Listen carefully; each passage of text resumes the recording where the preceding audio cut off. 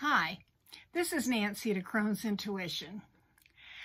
I wanted to come on tonight and just talk a little bit and show you a new deck that I got. I am surrounded, literally, by my tarot and my oracle decks. And I really am being very, very careful not to get sucked into buying decks that I don't really need or won't really help me on my path or my spirituality. I think this is important for me. I need to get to know the decks that I already have in my possession. During lockdown, I bought a lot. I'm not the only one, but I think I'm trying to be a little more responsible now. So I saw a deck that was reviewed, a walkthrough and a review by Simon Harrison. The Wisdom Keepers Oracle Deck and Inner Guidebook. It's an oracle deck, but it's more than that. I mean, there's just all different facets of this particular deck. And then I watched a review and walkthrough by Katie Flowers. And this deck just seemed like it was calling my name.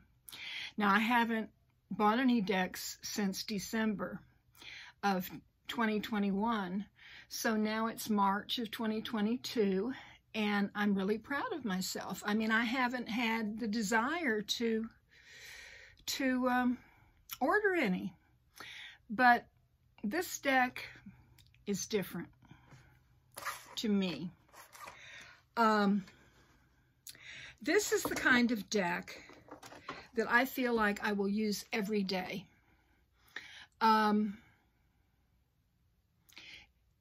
I feel like it will be a dear friend. Now, I consider my decks my friends. And although I have many of them, I do not feel the need to rehome any. There's some that I just unwrapped and looked at and put on the shelf, and I haven't even worked with them yet. So I have a lot ahead of me of discovering what I already have. But this deck comes with a lovely guidebook, and you can buy a bigger guidebook, but this has the same things in it than the big one does. It's just the big one's easier to read. But each card has a different message. And look at the faces. This one, number 1, is freshness. Try and get it out of the glare. And I want you to look at the eyes. This one is orientation. Look at those eyes. And of course, each one of them have different symbols on their bodies and their faces. This one is invocation. She's got long eyelashes. And this one, I just love it. Understanding. Look at that face. That face says it all, doesn't it? And, I mean, each card is completely unique, even though it's a face. This one is patience.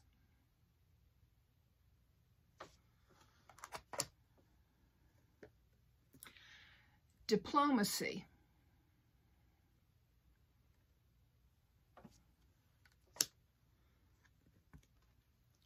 Guidance.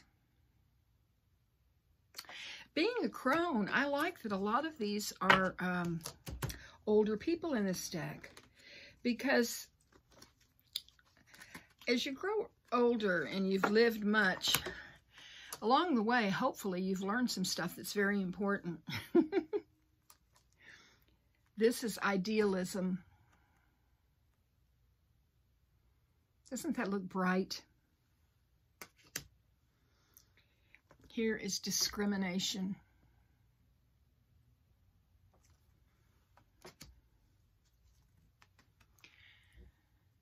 Discernment.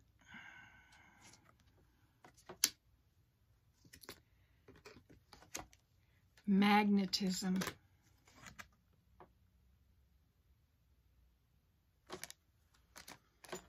I am just completely enchanted.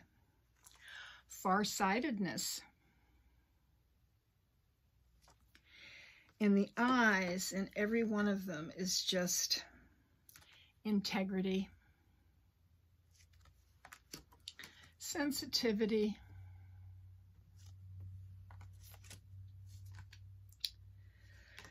Oh my. I mean, each one of these is special in its own way. And the very last card, I've never seen anything like this before. These are the backs. This is my card. And you're supposed to look into it.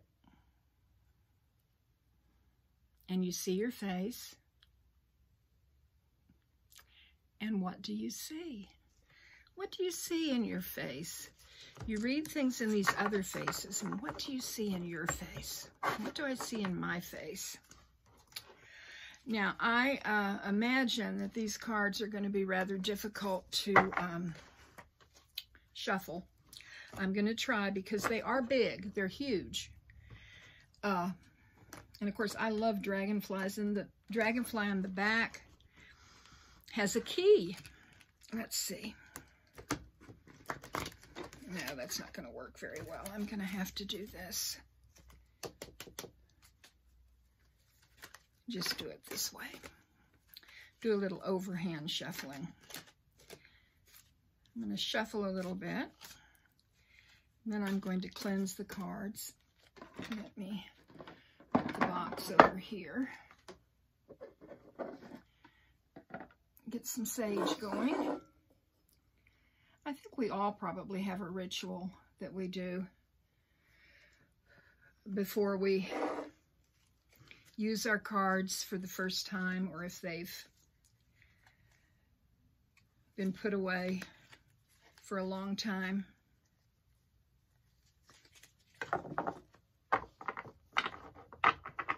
I think it's very important to do that.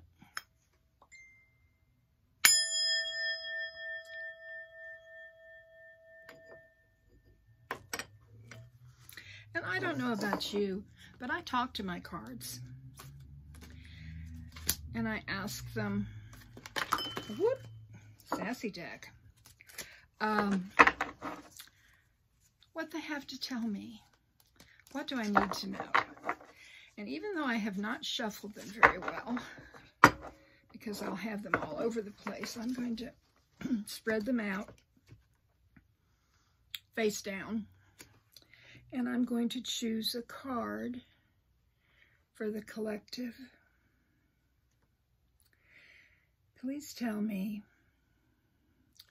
what would help us along our path right now. Ah, here we go.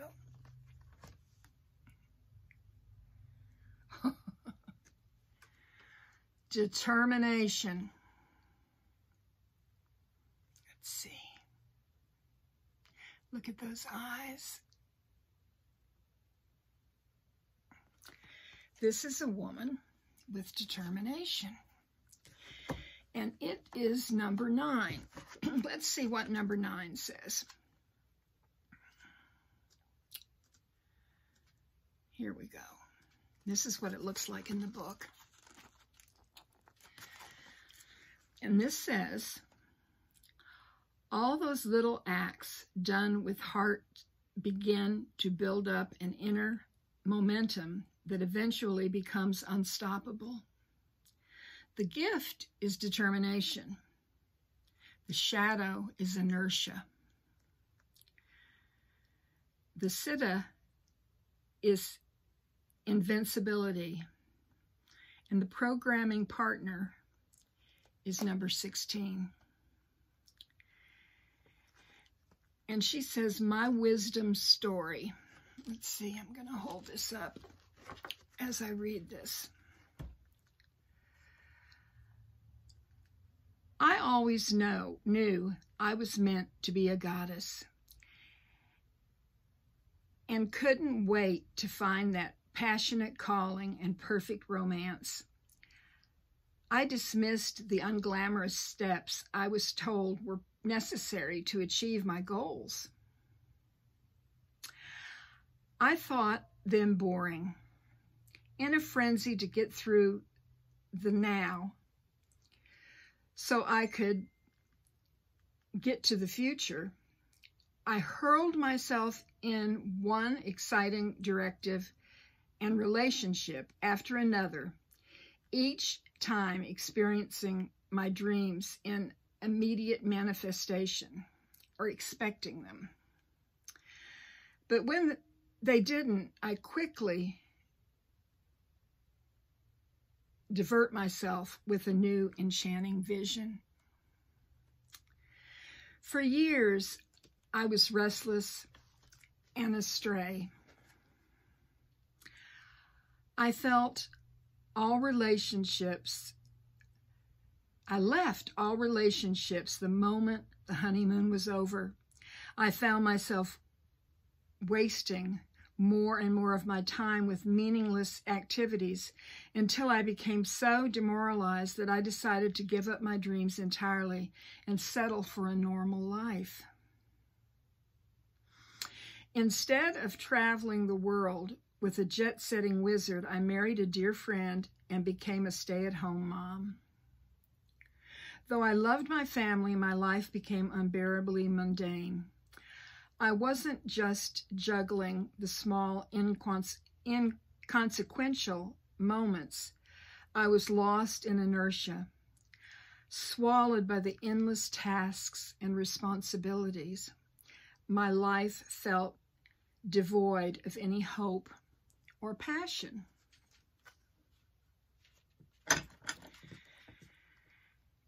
As my children grew older, I experienced more pockets of spaciousness.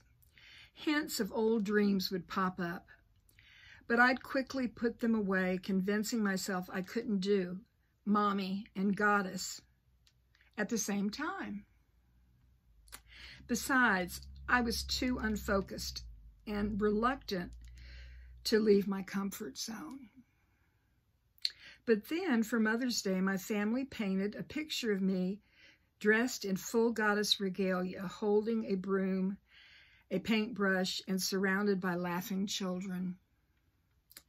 They called the art piece Goddess Camp. As I looked into their loving faces,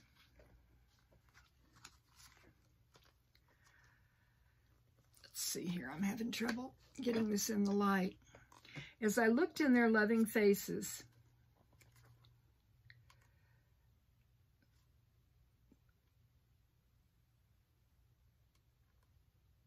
wait a minute, I'm sorry. As I looked in their smiling faces,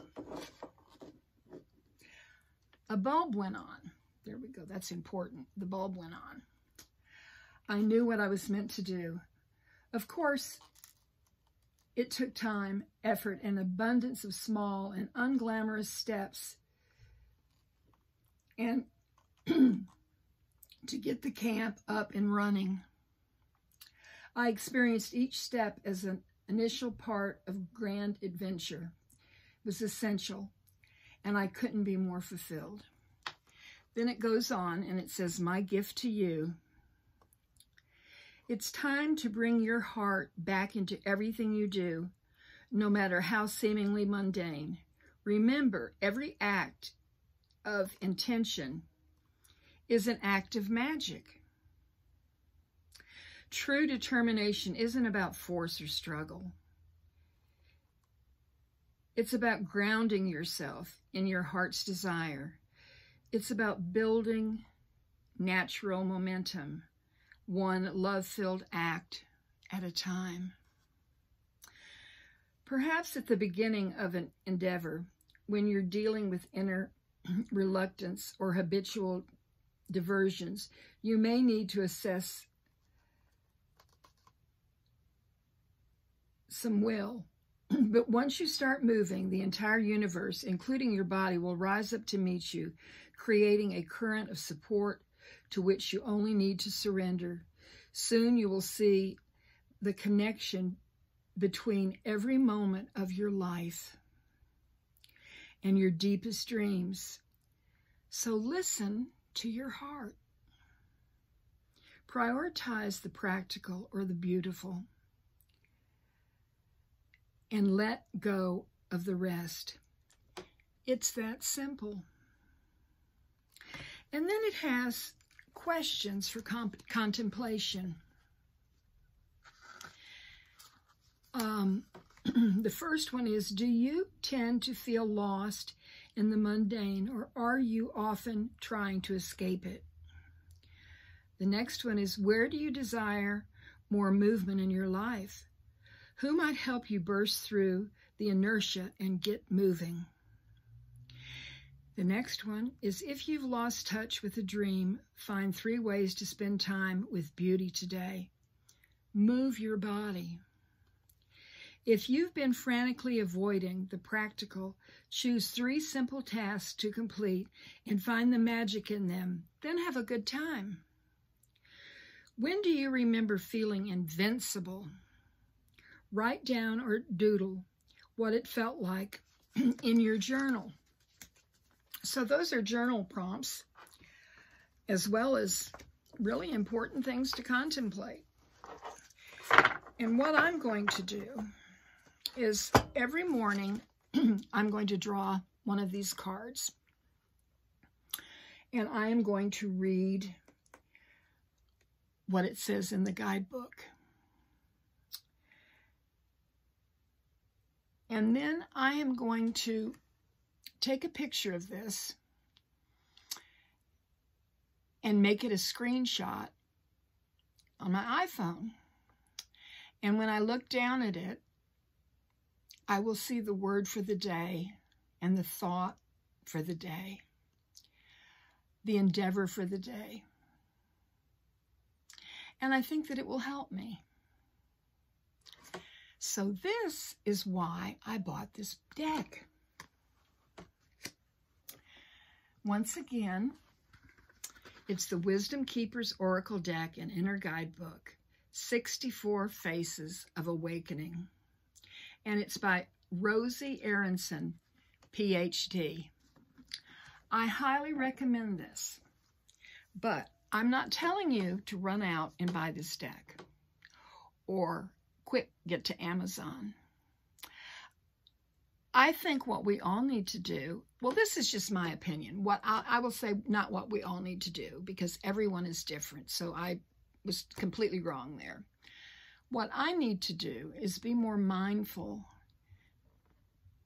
in what I add to my collection. I enjoyed looking at the walkthroughs that Simon and Katie did.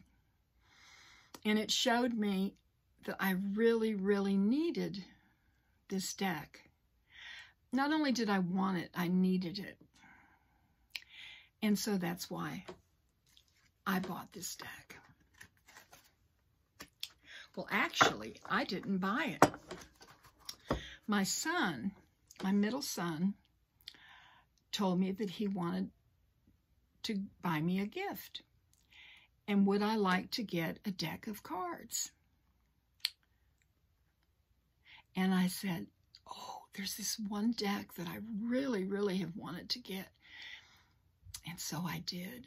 So this is from my son. So technically I haven't bought any decks this year, but this is a very, very welcome addition to my collection. Thank you for stopping by. I appreciate every one of you. This is longer than most of my videos, but I just had to share it with you. I appreciate each and every one of you. I wish you many, many blessings and happiness. Namaste, my friends.